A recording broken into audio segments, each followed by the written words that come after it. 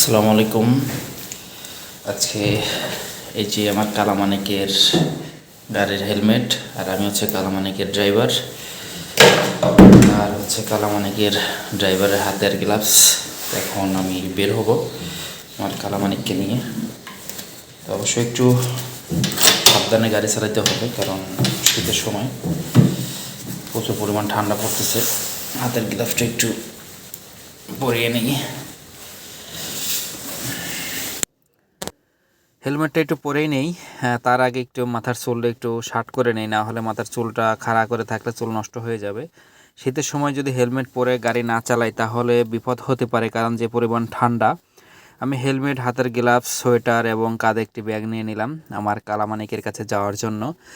এখন অবশেষে বের হয়ে গেলাম। দেখেন, আমি এখন হেলমেট পরে আমার কালামানিকের কাছে চলে যাচ্ছি। আমার কালামানিকটাকে আমি ঢেকে রেখেছি, কারণ বৃষ্টি যাতে না পড়ে। এখানে তো বৃষ্টি পড়বেই না, তারপরে শীত যেন না লাগে। এই শীতের কারণে যেন আমার কালামানিকটা যেন একটু ওমটা পায়, এই জন্য আমার কালামানিকের প্রতিদিন রাতে একটু ঢেকে রাখি। তো হচ্ছে আমার কালামানিকের মাথার যে একটা তালা লাগিয়ে দিয়েছিলাম সেটা হচ্ছে খুললাম।